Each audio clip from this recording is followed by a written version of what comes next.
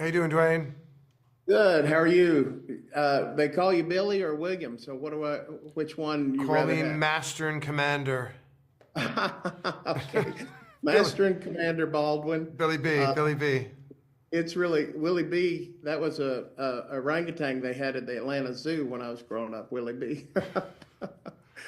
No, no offense. That's just Thank a you for the joke. comparison. I've been It- called Little Alec Baldwin. I've been called Big Stephen Baldwin, and now I've been called Willie B, the orangutan. there you I go. love it. Hey, it's good to talk to You you. too. I met your wife years and years ago. She's a sweetheart, Thank you. and I've met Stephen several times. So it's nice to connect with you.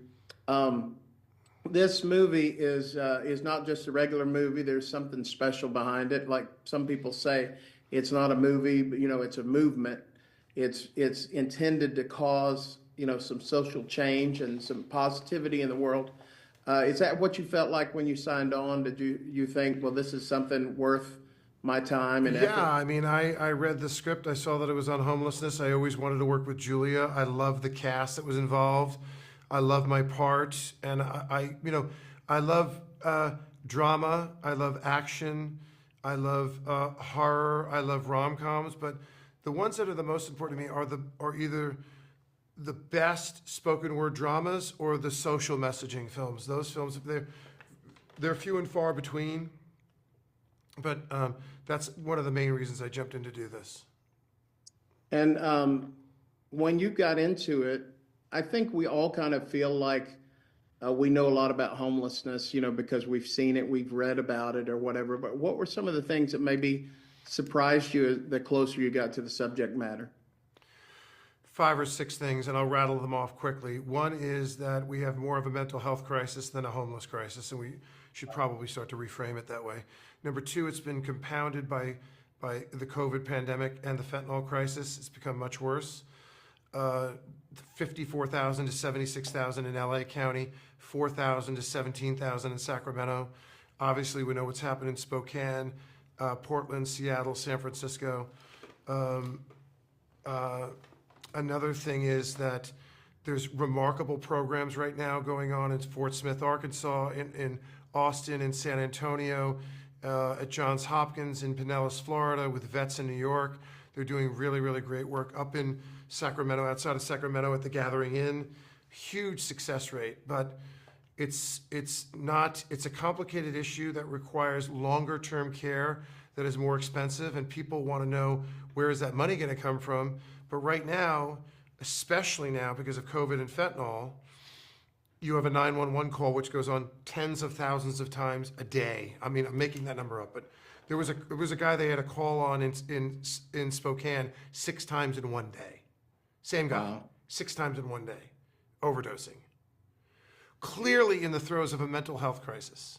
Okay? Right. So now you deploy the fire department, the police department, the sheriff's department, paramedics, nonprofits. That costs the taxpayer. Go to the emergency room, costs the taxpayer.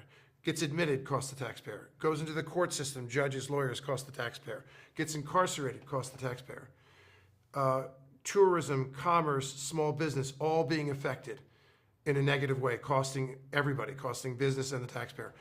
Home valuation dropping, the ranking of your kid's school system dropping.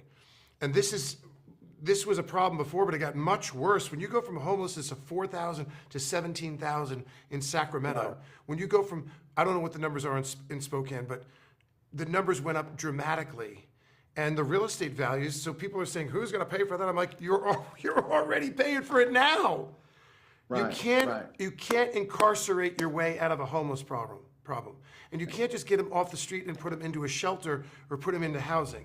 They need 360 round the clock universal care sustained for Right. several months to get them back on their feet. It sounds expensive, but what we're doing right now is costing you far more than it would cost you in the long run. Some of these programs, the Gathering Inn and the program in San Antonio, 70% success rate of getting people on their feet.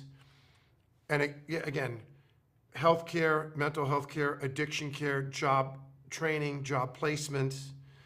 And these people are back on their feet. They have a job. They're making money. They're cashing their check. They're paying their bills.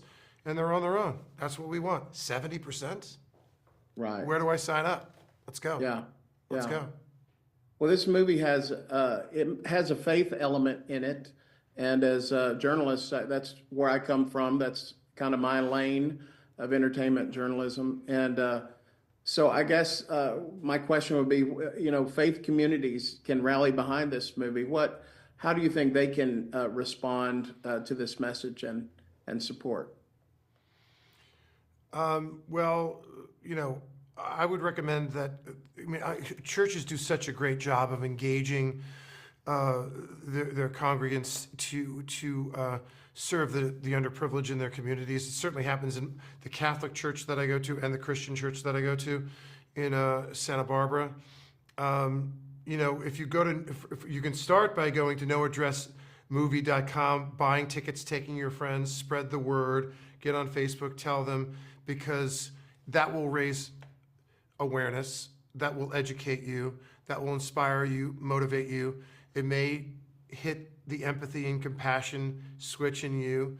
But if you don't have the bandwidth because of childcare or because of healthcare or because of transportation or whatever, you can advocate from home on your computer. You could write a check for $10, $25, but there's a lot of great work going on in every community on the state level, the federal level, the local level, some corporate stuff, a lot of nonprofit, and a lot of faith-based stuff. So I would implore your faith followers to answer the call.